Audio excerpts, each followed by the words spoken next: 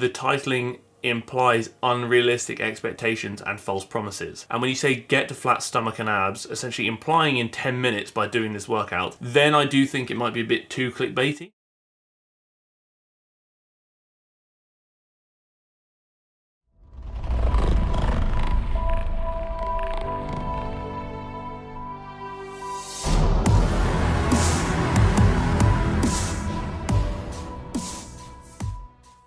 I know a few of you are asking what this thing is. I did speak about it in a video once before, but I can't actually remember which video that was. So I'm going to answer it again. It's a finger hand painting thing done by my niece with a calendar on the bottom. So this is obviously the painting, Picasso. The calendar, that's obviously still dated in 2021, so I haven't updated it. But that's pretty much what it is. It's a hand painting from my niece. So a few things to address today. Firstly, I've ordered some hats. Secondly, we're actually going to speak about a workout that's recently been released by Ting, which is a get a flat stomach and abs 10-minute weight loss challenge workout, which she's put on her YouTube channel as part of her new weight loss challenge this year. And the reason we're going to speak about that is because it kind of falls into the realm what I was speaking about in the last couple of videos about clickbait and maybe sometimes unrealistic clickbait. A lot of the workouts I've covered recently have been quite abdominal region focused and like kind of core focused, things along those lines. We're going to kind of delve into the realm of like expectations and effectiveness of ab training, which we'll get into shortly. But before we do that, you know obviously what must be done. 1,200 likes in the first 24 hours is the goal. So if we could reach that, that would be bloody stupendous. If you haven't already, please do consider clicking the red button down below and subscribing to the channel, and maybe even the bell next to it so you get notified when I upload every week, twice a week. And if you have a question you want me to answer at the end of the next video, drop it down below for comment question of the week and I shall do so. I won't steal any more of your time in your life. We're going to crack on with the video. So this video was actually sent to me by Austin. He kind of said, you know, it does kind of cover a few things you've addressed recently. Could be a shout. I said, you know, it's a fantastic idea, Austin. Let's do it. I also want to note very quickly that every video suggestion you put either in the Discord or in the comment section or in my Instagram DMs, I do note, I save, I've got like a to-do list app. It's got like over 250 video ideas on. Please keep them coming. I love the video suggestions. I love the video ideas. Get a flat stomach and abs 10-minute weight loss challenge. The one thing I will obviously note about Chloe, I've covered this a few times before,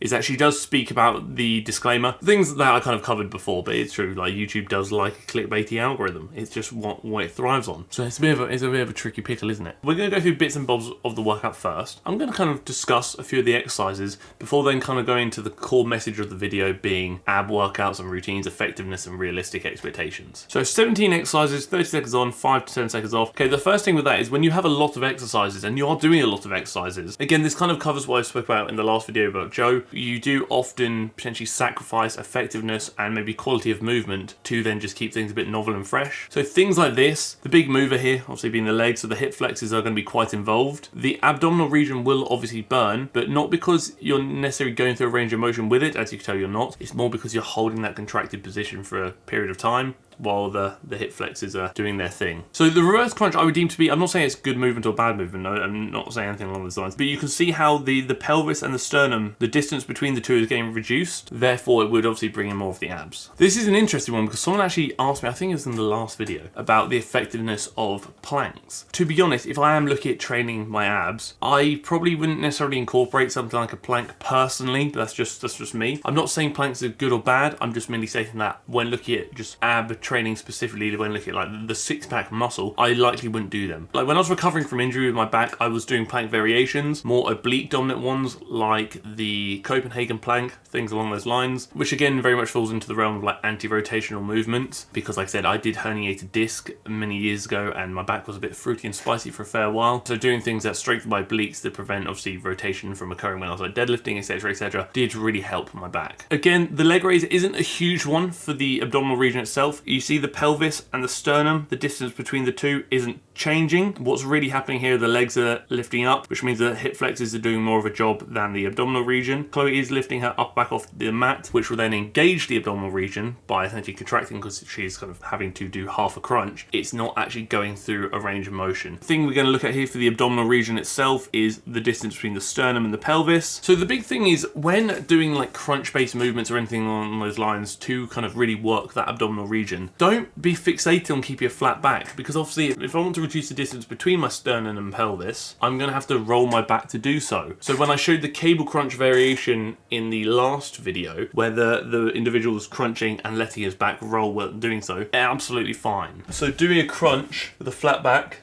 is really not going to utilize as much of the abdominal region, so the six-pack area, as doing a crunch with a rounded back. And by rounded back, I mean spinal flexion, so where your spine is curving over to then reduce the distance between your sternum and pelvis. That's what we want to see when crunching. When deadlifting or doing anything along those lines, we don't want to see spinal flexion. Think about flexion is when you're rolling forward, extensions when you're going back. A neutral spine will be when it's in the middle, when it's flat. Again, this is kind of going into what I was saying at the start of the video, because there are a lot of exercises, there are a lot of variations of similar exercises which aren't necessarily effective. I'm not saying they're not effective, I'm saying they aren't necessarily effective, and they're kind of implemented to keep things a bit cool, a bit fresh, a bit novel. The primary purpose of this video is to speak about ab training, effectiveness, and expectations. I'm using Chloe's video as an example for a few reasons, highlighting how 17 exercises in a workout, although it's fun and is a bit more exciting, doesn't necessarily mean it's better. In many cases, that could actually potentially mean that it might be maybe not as effective, which I'll get to shortly. And another reason I'm using Chloe as an example is because of the titling. Again, I've already said I understand clickbait, but the issue I always have with clickbait is I think sometimes the clickbait goes into the realm of the titling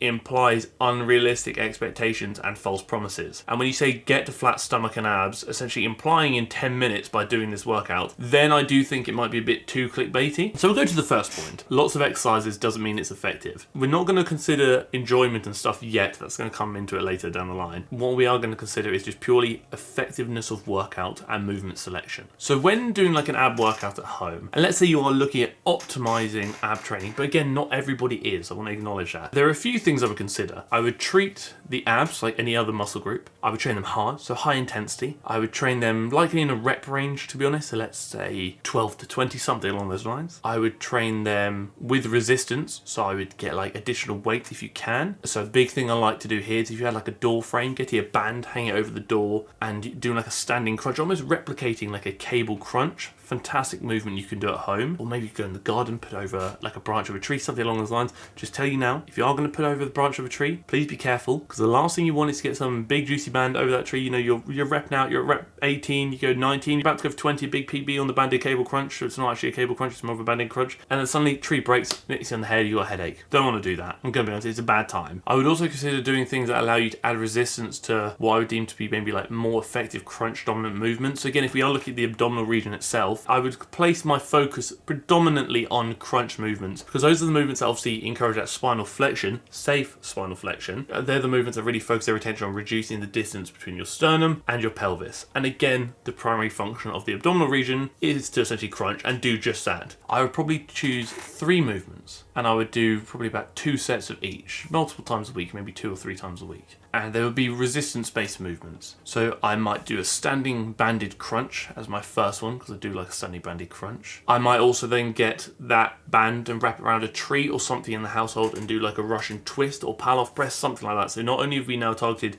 the abdominal region, we've also now brought the obliques into it as well. As my final movement, I would likely do another crunch variation, understanding that you are at home and maybe limited for equipment, a just standard crunch in which I would likely add resistance to it by holding a dumbbell maybe behind the head or wherever's kind of most comfortable for you. Just like I said, 3 movements. You've chosen your 3. A couple sets of each. Let's say you're going to do anywhere from 12 to 20 reps. Those last few reps should be hard. I mean, really hard. I'm not saying go to failure, but I'm saying they should really push you close to, like, you feel a bit sick, you know, in the stomach with the abs. Oh, God, don't want to do this anymore. And because of that, that should then almost make you have to recover for a bit longer, but take you a bit of extra rest between the sets, which is why I'm saying you're only doing 6 sets, because realistically, doing those 6 sets in 10 minutes is almost a bit too optimistic. If you train them kind of hard enough, you probably need to rest a bit longer, and it may even take you longer than 10 minutes. And again, you're thinking, but Harry, you're only doing, what, 6 sets total?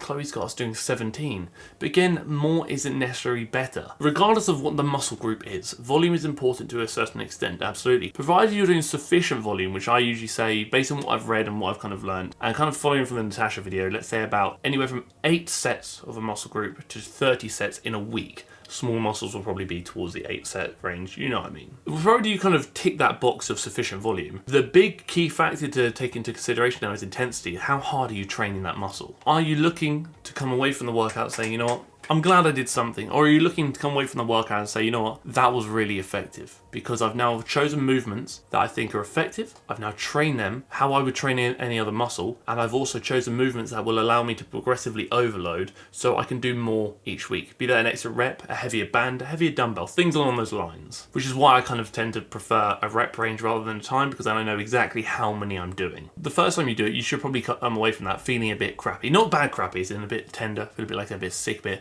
bit fruity around the stomach. But essentially you may experience DOMS, so delayed onset of muscle soreness. But as I actually spoke about in the recent, I think it's actually the most recent podcast episode I did, Pump Fiction podcast, link down below, just saying, DOMS don't necessarily correlate to the effectiveness of a workout. They usually correlate to the introduction of a new stimulus, so you're doing something new. Be that new intensity, new movements, whatever it may be. If you do want to know why, that is featured in the podcast episode. And now we kind of spoke about like a really effective ab routine. Again, I'm not saying it's the most effective, but I would deem it to be quite an effective one, provided it's done with sufficient intensity. What if you aren't necessarily looking at effective ab routines? What if you are literally just looking at doing something you enjoy and doing something that gets you moving because maybe you're a beginner, or maybe you just kind of want that mental boost? Maybe you want to come away from this saying, you know what, I wasn't in a great mood today, but I've done a workout, 10-minute workout that I found manageable.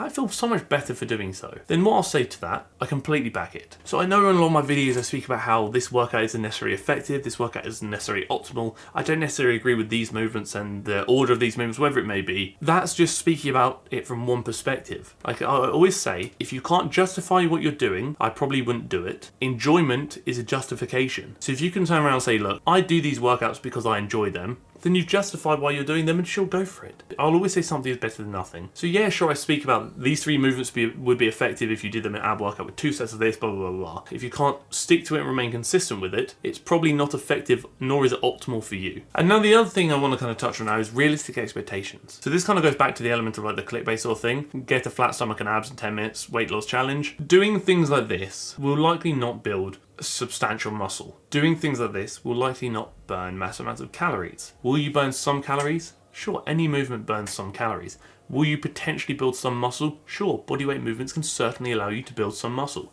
The ceiling of limitations is obviously lower because obviously bodyweight movements you can only take so far, but you can take them somewhere, whereas resistance training often allows you to take it a bit further due to the heightened ability to progressively overload, therefore also allowing you to increase the amount of mechanical tension you can put on the muscle. Well, Harry, what can I expect from these workouts? The majority of the results from workouts like this will likely not directly come from workouts like this, but will likely come from the reduction in body fat. And what I mean by that is you say, I'll do these workouts, I look more defined, this is this. Those workouts did not make you more defined. The heightened activity, so you're moving a bit more, and maybe a calorie deficit, so you're eating a bit less, likely resulted in you being in a calorie deficit, therefore losing a bit of weight, therefore lower body fat percentage, therefore more defined. I think it's fair to say a lot of the people watching this video right now may be interested in doing these workouts for the purpose of weight loss, in which I will simply say move a bit more and eat a bit less. Small, sustainable changes that don't negatively impact your lifestyle can help you yield fantastic results. But now that is done, we're going to very quickly crack on with comment question of the week. Glasses on, again suggesting I drink when I do not. Again, it's following a similar theme and trend of last week. Fear not, the glasses will only remain until the hats have returned. So exercises like squats, RDLs, leg press are enough for quads and hamstrings. There is no need to use the leg extension and hamstring curl machines at the gym. That was kind of taken from the last video where I spoke about Joe's favourite glute movements, and I kind of gave my suggestions regarding what I would deem to be maybe better glute movements that also target the quads and the hamstrings as well, so you're not necessarily neglecting other lower body muscles just to place all the emphasis on the glutes. So yeah, they are all effective movements. Does that mean I would not do leg extensions and leg curls? Absolutely not. If you're looking at like a full lower body workout rather than just like a glute dominant workout, which is kind of what the last video was in reference to, I would certainly incorporate leg extensions and leg curls, because those resistance machines allow you to shorten the muscles to a greater extent than most free weight movements would. Off the top of my head, I cannot think of another movement that allows you to shorten the quads as much as a leg extension does. And by shorten, I mean like fully contract. And a little tip that JPG taught me is if you kind of hinge slightly the hips and lean forward, you bring the hip flexors into it slightly, that can then allow you to shorten the quads even further when doing something like a leg extension. Now we flip it to the leg curl. Is that because there are multiple variations, like you've got the seated and the lying? This allows you to then train the hamstrings in multiple positions. So for example, the lying leg curl, similar to the leg extension, is really effective for training the hamstrings in a shortened position. But then you flip around and say, well, you know what, Harry, I want to train the hamstrings in a lengthened position. The leg curl can do that as well, but that's when something like the seated leg curl comes into it. The hamstrings cross over multiple joints, so the hamstrings cross over at the hips and at the knees, which means they're responsible for hip extension and knee flexion. The hip extension isn't really getting involved during the lying leg curl because you're likely in a neutral position. Whereas if you're on a seated leg curl, you are in that upright position, therefore the hamstrings are having to get involved at the hips